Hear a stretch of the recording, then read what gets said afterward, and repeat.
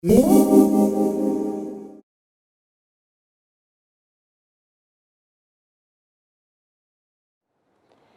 everybody, I'm going to give you some information on knitting cables.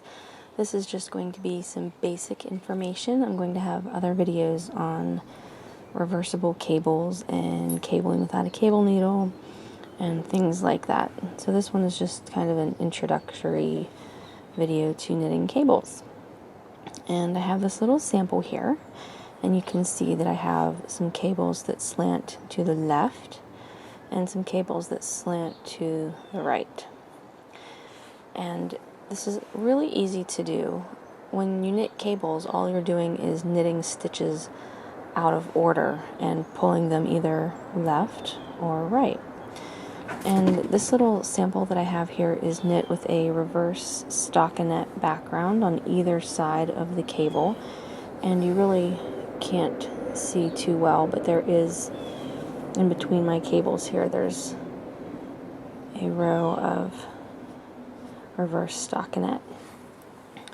You don't have to work cables on a reverse stockinette background. You can do any kind of background stitch that you like.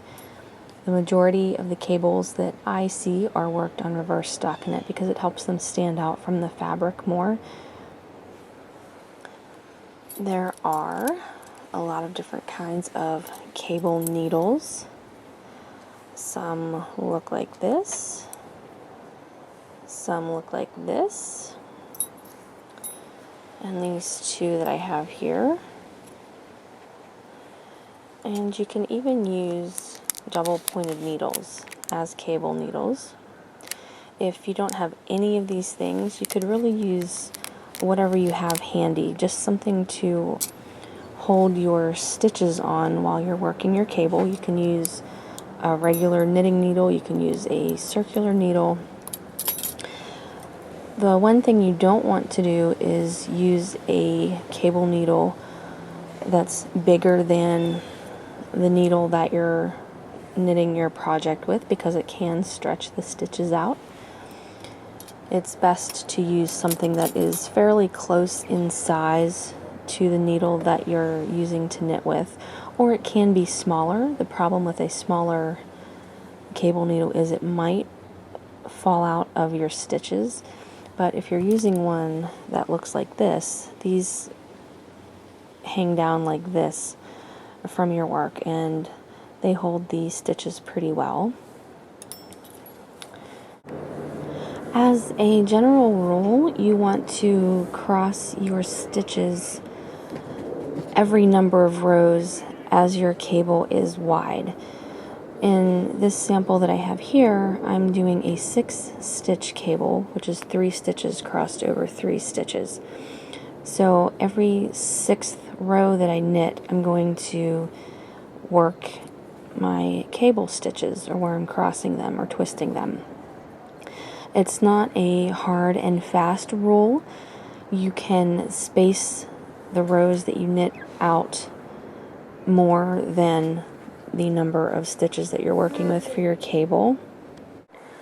You probably wouldn't want to do any fewer rows than your cable stitches, because it will cause them to bunch up and it just won't look right. So at minimum, say if you're doing a 4-stitch cable, at minimum you would probably want to work 4 rows in between crossing your stitches.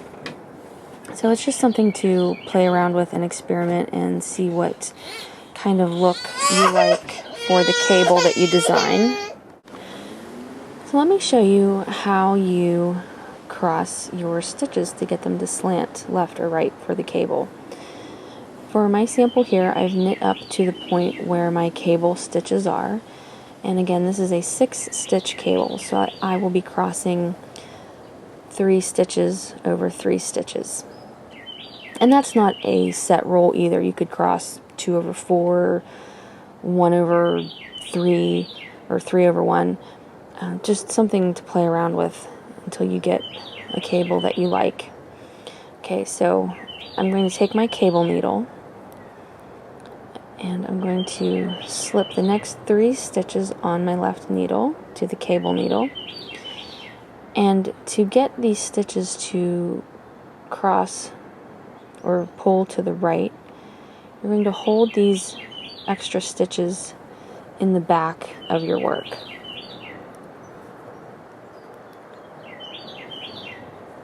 And then knit 3 stitches from the left needle.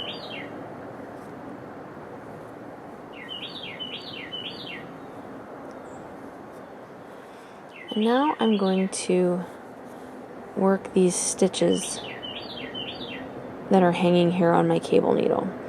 You can work them directly from your cable needle, or you can put them back on your left needle. Whatever is the most comfortable way for you. I think I'm going to just slide these back onto my left needle here. And now, so what's happened is we've taken the 3 stitches that were over here. This is one set of stitches. This is the second set of stitches. We knit our second set of stitches first, and now we're going to knit our first set of stitches. So we've just swapped them. They've traded places on the needle.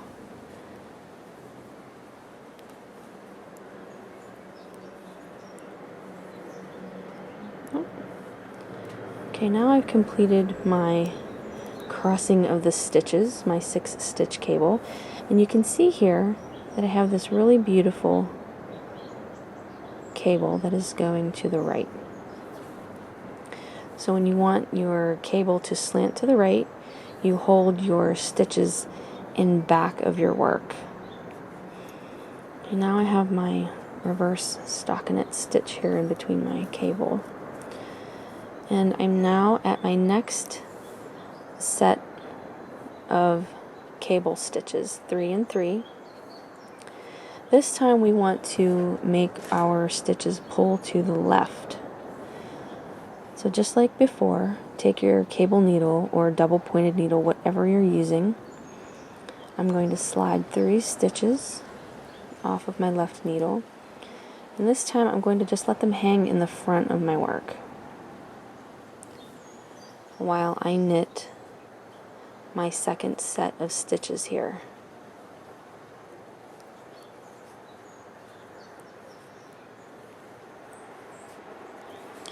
And now I'm going to take the first set of stitches that I was holding on my cable needle, put them back on my left needle,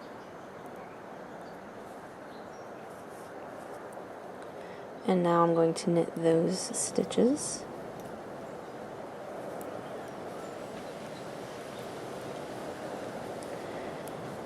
And now you can see there's this beautiful cable that's slanting to the left.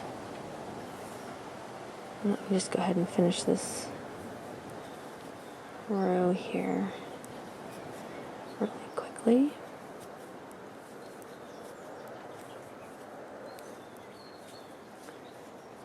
Okay.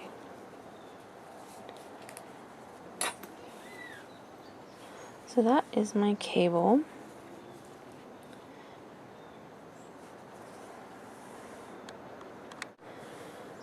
To someone who doesn't knit, or to a new knitter, something like this can look complicated and hard to do, but as you can see, we just did 2 sets of cables, one to the left and one to the right, and it was very easy to do. All we did was knit our stitches out of order, and that's all a cable is, knitting the stitches out of order. Okay, I'm just going to show you one more time crossing the stitches. And down here, I was crossing them on every 6th row. This time I'm going to be crossing it on the 8th row, and it's just going to make my cable a little bit taller, and there's going to be a little bit less of a twist. So I'll show you that once I'm done crossing the stitches. I've knit up to the point where my 6 cable stitches are, And again, I want a right slanting cable. So I'm going to take my cable needle and slide my 3 stitches on. And for the right slant, you're going to hold the stitches in back of your work, like that. I'm going to knit 3 from my left needle.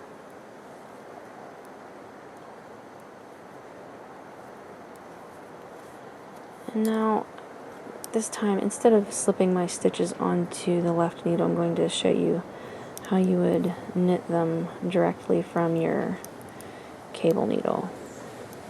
It's a little bit easier to do if you're using a DPN as your cable needle, but you can still do it with any cable needle that you have. There we go. You would just knit as normal right off of your cable needle. This one's a little tricky because it's so skinny.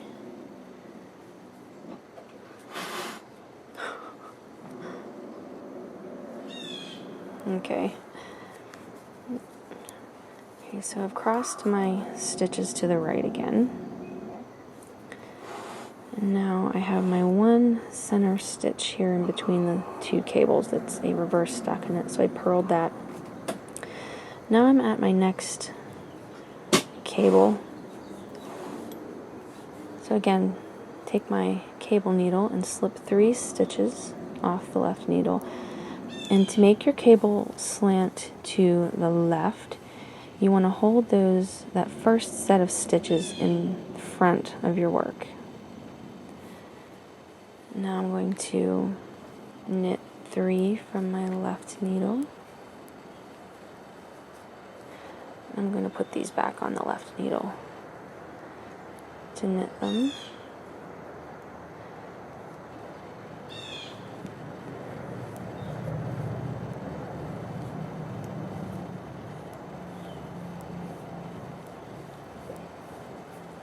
Okay, let me just finish my row here.